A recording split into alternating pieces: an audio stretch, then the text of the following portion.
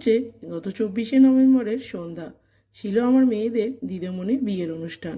পৌঁছে গেছিলাম আমরা বাড়ির সকলে মিলে উর্মিলা ভবনে। তো ওখানে পৌঁছে দিদিমণির সাথে দেখা করে গিফট দিয়ে চলে এসেছি নিচে স্ন্যাক্সের দিকে। তো এখানে বসেছে chicken seekh kebab, paneer pakora, crispy baby corn, fuchka, coffee ইত্যাদি। তো এখানে টুকটাক স্ন্যাক্স খেয়ে আমরা চলে গেছিলাম মেন কোর্সের দিকে। তো এই যে চলছে আমাদের স্ন্যাক্স খাওয়া।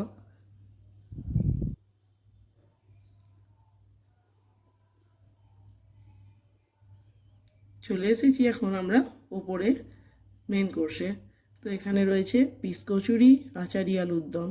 ওটা শেষ হতেই দিয়ে দিল বাটার পনির। আর পনিরটা শেষ হওয়ার পরই দিল স্যালাড, রাই আর গরম গরম ফিশ ফ্রাই। তো ফিশ ফ্রাইটা আমার দারুণ লেগেছিল। তো এবার চলে এসেছে কেশরি পোলাও আর মটন কষা।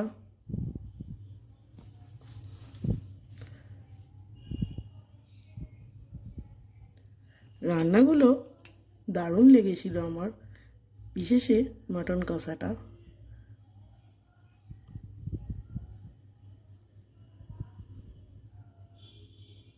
তো এটা শেষ হতেই দিয়ে দিল ফ্রুট চাটনি আর তার সাথে পাঁপড় ভাজা।